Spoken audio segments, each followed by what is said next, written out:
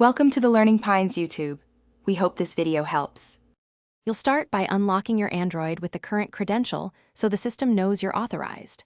Once unlocked, open Settings and go straight to Security and Privacy or Lock Screen options. Menu names vary by OEM.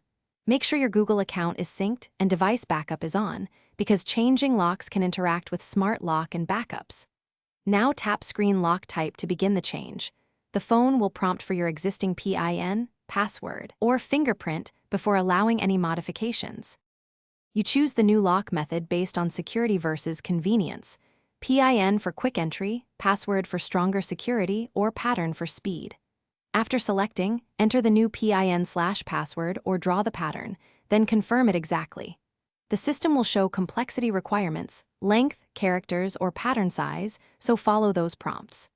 Once set, Android will ask to add biometrics as a secondary unlock, enable fingerprint or face for faster access, and keep smart lock settings adjusted so trusted devices or locations behave the way you expect. Finish by locking the phone and testing the new credential multiple times. Make sure biometrics still work and trusted places haven't bypassed the lock unexpectedly. Update emergency info and any backup PINs or recovery options in settings so you can regain access if needed.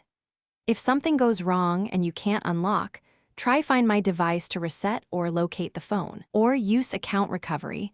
Only resort to a factory reset as a last resort, since that erases local data. If unsuccessful, contact the device maker for guided recovery. Thanks for watching. Consider subscribing if we helped you.